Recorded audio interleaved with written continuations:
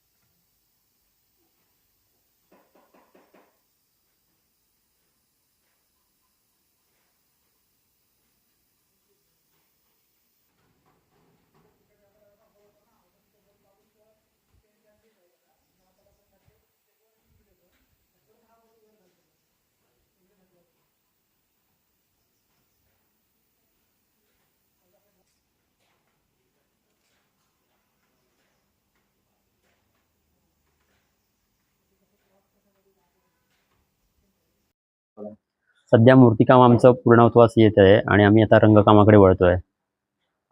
महागाईचा कुठेतरी फटका या गणेश मूर्तींना होताना दिसतोय. काय कमी? होय, निश्चितच ना, महागाईचा फटका पडलाय. कारण का पेट्रोलचे रेट वाढले, परिणामी ट्रान्सपोर्टचा खर्च वाढलाय आणि परिणामी रंग, माती, ब्रश या सर्वच्याच किमती वाढल्या आहेत. त्याच्यामुळे सर्व मूर्तींचा रेट सुद्धा वाढलाय. गेल्या वर्षी किती मूर्त्या होत्या, या वर्षी वाढ झाली आहे का? हो, मूर्तींमध्ये वाढ आहे. मूर्तीच्या रेटमध्ये सुद्धा वाढ आहे. साधारणतः आम्ही 1000 रुपयाला जी मूर्ती विकत होतो ती आता 1300-1400ला विकावी लागते. कारण का रंग वगैरे सर्व रॉ मटेरियलचा खर्च वाढलाय. सध्या ट्रेंडिंग मध्ये असणारी मूर्ती कोणती, म्हणजे वेगवेगळ्या चित्रपटांच्या माध्यमातून वेगवेगळ्या मूर्त्या होत असतात? आता सध्या तरी कोकणामध्ये गेल्या वर्षी जो चिंतामणी होता तो प्रचलित झालाय. बऱ्याच ठिकाणी त्याच्या प्रतिकृती मूर्तिकारांनी तयार केल्या आहेत.